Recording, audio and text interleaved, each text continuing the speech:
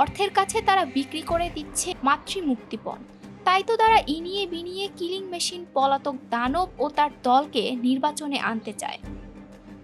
তবে জাতিসংঘ যেন অঘোষিতভাবে সেই ষড়যন্ত্রের কফিনে শেষ পেরেকটা ঠুকে দিয়েছে।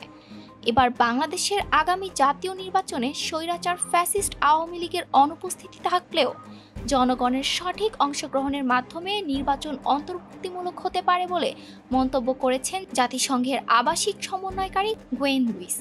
বুধবার জাতীয় প্রেস ক্লাবের diplomatic correspondence association Bangladesh DCAB আয়োজিত ডিক্যাব টক অনুষ্ঠানে তিনি এসব কথাই বলেন।